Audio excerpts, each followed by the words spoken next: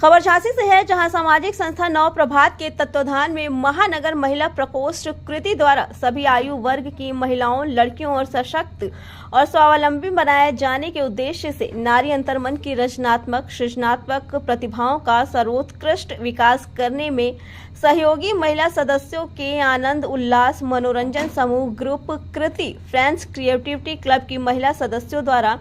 सावन की सरगम और हरियाली तीज पर्व आगमन आनंदोत्सव के अंतर्गत भूगर्भ जल संरक्षण जल जागृति कार्यशाला का आयोजन वृंदावन लाल वर्मा पार्क झांसी में किया गया। आनंदोत्सव कार्यक्रम के मुख्य अतिथि संस्था महिला प्रकोष्ठ कृति राष्ट्रीय अध्यक्ष रूपम अग्रवाल जी, महासचिव प्रिया अवस्थी जी उपस्थित रहे। आनंदोत्सव कार्यक्रम की अध्यक्षता समूह वरिष्ठ सखी प्रिया अवस्थी ने की।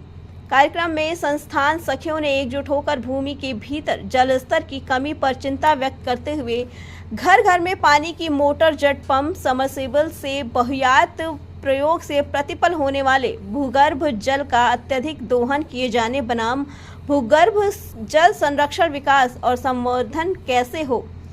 जन जागृति विषय पर विचार विमर्श करते हुए एक एक करके अपने विचार व्यक्त किए। आनंदोत्सव में उपस्थित सभी सखियों ने भारतीय संस्कृति में सावन और हरियाली तीज पर्व आगमन उत्सव को आनंदमयी, उत्साह, उमंग,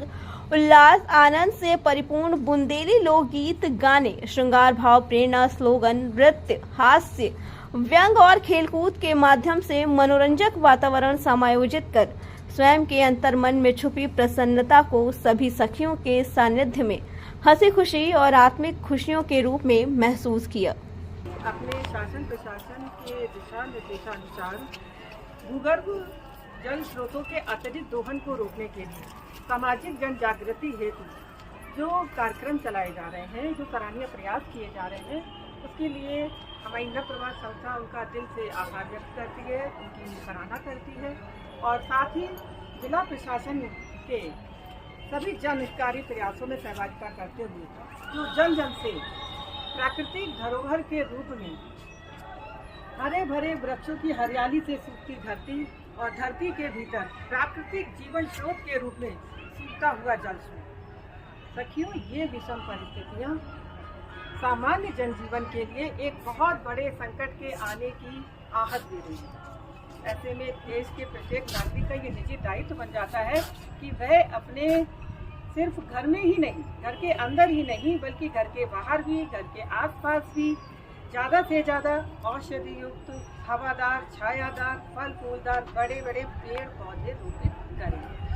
अन्य को भी जागरूक करें ऐसा करने के लिए और साथ ही अपने परिवार के बच्चों को भी इस अभियान में शामिल करें। इतना ही नहीं, नियमित रूप से उन्हें जल, खाद, पानी से सींचते हुए धरती का भूगर्भ जल स्तर बढ़ाने के अभियान में अपना अमूल्य योगदान, क्योंकि सखियों, जब धरती का भूजल स्तर बढ़ता है तो धरती की उर्वरा शक्ति बढ़ती है, यानी कि हमारी धरती ज़्यादा से ज़्यादा उपजाऊ होती है, अन्न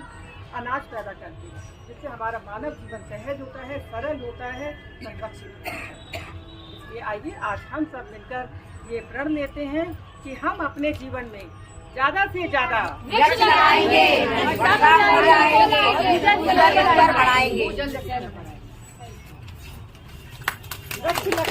वृक्ष लगाएंगे, वर्षा को लाएंगे, भूजल स्तर बढ़ाएंगे, वृक्ष लगाएंगे,